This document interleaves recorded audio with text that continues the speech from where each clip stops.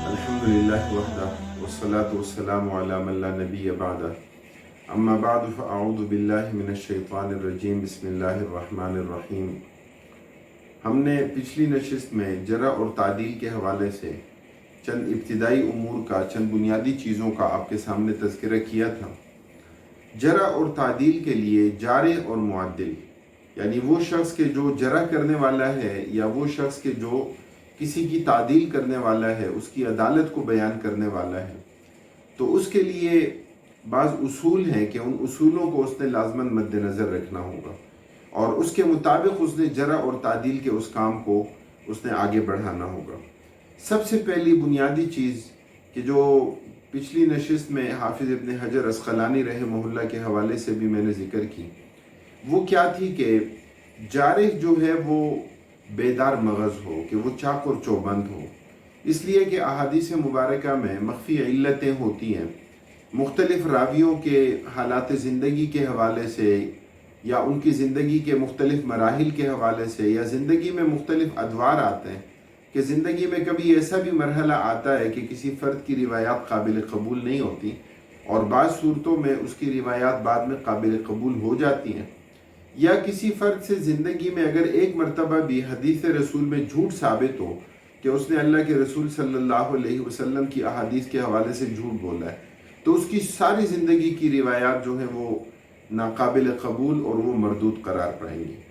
تو اس لیے ان چیزوں کو سمجھنے کے لیے جارح کو بیدار مغز ہونا ہوگا، اس کو چاق و چوبند رہنا ہوگا۔ اسی طرح دوسری انتہائی اہم بات کہ جس کی طرف توجہ دینی چاہیے وہ یہ ہے کہ راوی کہ جس پر جرح کی جا رہی ہے، جارح کو اس بات کی طرف توجہ دینی ہوگی کہ وہ تنگ نظری سے اور غیظ و غضب سے وہ اجتناب کرنے والا ہو۔ کبھی کبھار ایسا ہوتا ہے کہ مسلک کا اختلاف ہوتا ہے، کبھی فقہ کا اختلاف ہوتا ہے، کبھی اساتذہ اور مشائخ کا اختلاف ہوتا ہے، کبھی درسگاہ کا اختلاف ہوتا ہے، کبھی علاقے کی بنیاد پر اختلاف ہوتا ہے کہ کوئی فرد ایک علاقے کا ہے اور وہاں کے اہل علم الگ ہیں، اور کوئی دوسرے علاقے کا ہے اور وہاں کے اہل علم جو ہیں وہ الگ ہیں۔ تو یہ چیزیں تنگ نظری کو پیدا کرتی ہیں۔ آج بدقسمتی سے ہمارے معاشرے میں فروعی اختلافات کی بنیاد پر مناظرے ہوتے ہیں، آج بدقسمتی سے ہمارے معاشرے میں فروعی اختلافات کی بنیاد پر تکفیر اور تفسیق کے فتوے ایک دوسرے پر لگاتے ہیں۔ تو ان تمام چیزوں کو بہرحال ہمیں مد نظر رکھنا چاہیے، اور جارح کے لیے اور معدل کے لیے جو بنیادی شرائط ہیں تو ان میں یہ شرط ضرور موجود ہے کہ جارح اور معدل جو ہیں وہ تنگ نظر نہ ہوں اور وہ غیظ و غضب سے اجتناب کرنے والے ہوں۔ اسی طرح جارح اور معدل کے بارے میں یہ بڑی بنیادی شرط ہے کہ وہ اسباب جرح اور تعدیل کے بارے میں جاننے والا ہو، اس کو پتہ ہو کہ جرح اور تعدیل کے کیا کیا اسباب ہیں، اور اس حوالے سے مختلف علماء کے ہاں کون کون سی اصطلاحات ہیں، اور ان اصطلاحات کو جب استعمال کیا جاتا ہے تو اس کا وہ کون سا معنی اور مفہوم ہے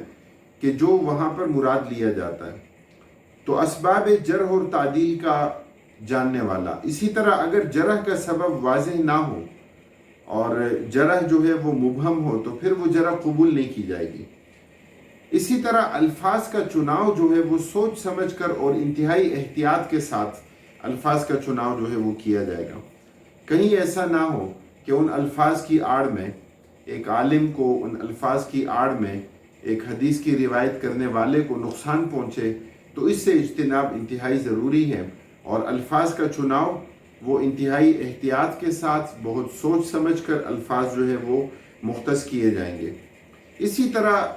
ایک بڑی بنیادی شرط جو ہے وہ جارح اور معدل کے لیے،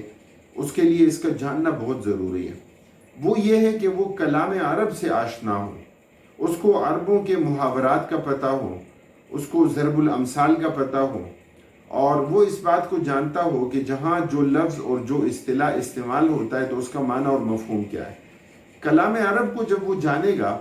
تو ظاہر بات ہے کہ وہ لغت کا بھی جاننے والا ہوگا، اور وہ لغت کے حوالے سے بھی جہاں جو لفظ جس وقت استعمال ہوا ہے تو اس کے معنی اور مفہوم کو اچھے طریقے سے، بہتر طریقے سے وہ اس کو جان سکے گا اور وہ اس کو سمجھ سکے گا۔ اگر کلام عرب سے آگاہی نہیں ہے اور اگر کلام عرب سے واقفیت نہیں ہے تو اس کے نتیجے میں کیا ہوگا کہ اس کے نتیجے میں نہ تو وہ اس وقت کے حالات اور واقعات کو سمجھ سکے گا، نہ امہات الکتب تک اس کی رسائی ہوگی، اور نہ ہی روات کے بارے میں لوگوں نے جو لکھا ہے اس کو اس کے بارے میں اس کا علم حاصل نہیں ہو سکے گا۔ اسی طرح جو اصطلاحات استعمال ہوتی ہیں جرح اور تعدیل کے لیے، اس کا جاننا بھی عربی کے جاننے پر موقوف ہے۔ تو جو کلام عرب کے بارے میں نہیں جانتا اور جو اس وقت کے محاورات کے بارے میں اور اس وقت کی اصطلاحات کے بارے میں نہیں جانتا تو وہ کیسے کسی کے لیے جرح کر سکتا ہے اور کسی کے لیے تعدیل کر سکتا ہو۔ اسی طرح بڑی ایک اہم بات کہ جو حضرات علماء کرام نے اہل علم نے لکھی ہے وہ یہ ہے کہ جارح اور معدل جو ہے وہ شرعی احکام کے بارے میں جاننے والا ہو، اس کو حلال اور حرام کا پتہ ہو، اس کو ظاہر بات ہے کہ احکام کی جو مختلف کیفیات ہیں، اوامر اور نواہی کی ایک صورت ہے کہ جہاں جس کام کے کرنے کا حکم دیا تو وہ فرض کے دائرے میں ہے یا وہ واجب کے دائرے میں ہے یا وہ سنت کے دائرے میں ہے، سنت میں ہے تو کیا سنت مؤکدہ ہے، یا اسی طرح اس کے لیے کیا اباحت کا حکم ہے، یا اگر اس سے منع کیا گیا تو پھر کیا وہ قطعی حرام کے حکم میں ہے یا وہ مکروہ تحریمی کے حکم میں ہے یا وہ مکروہ تنزیہی کے حکم میں ہے، کن کن چیزوں میں اصل اباحت ہے، کن کن چیزوں میں اس کا حکم مندوب کا ہے، کن کن چیزوں کا حکم جو ہے وہ استحبابی ہے۔ ظاہر بات ہے جو فرد ان تمام چیزوں کے بارے میں جانتا ہوگا تو وہ بہتر انداز میں وہ حکم لگا سکے گا، اور جو شخص ان تمام چیزوں کے بارے میں نہیں جانتا وہ اس پر حکم نہیں لگا سکے گا۔ دیکھیے پچھلی نشست میں بھی ہم نے یہ بات ذکر کی تھی کہ جرح اور تعدیل کا علم جو ہے وہ انتہائی اہمیت رکھتا ہے، اور جرح اور تعدیل جو ہے یہ ہر فرد کے کرنے کا کام نہیں ہے۔ ہر فرد جو ہے وہ اس میں ہاتھ نہیں ڈال سکتا۔ اس کی بڑی وجہ، بنیادی وجہ کیا ہے کہ جب تک اسے مہارت تامہ حاصل نہیں ہوگی اور جب تک وہ روات کے احوال کی معرفت اسے حاصل نہیں ہوگی، مخصوص حالات اور شریعت مطہرہ کے احکام پر اس کی نظر نہیں ہوگی، تو اس کے نتیجے میں یہ ایک بڑا بھاری نقصان اسے اٹھانا پڑ سکتا ہے کہ نتیجتاً کیا ہوگا کہ وہ لوگوں پر غلط حکم لگائے گا، وہ اپنی منمانی کے مطابق اور وہ اپنی ذاتی پسند اور ناپسند کے مطابق شریعت مطہرہ کے احکام کے لیے وہ مشکلات پیدا کرے گا۔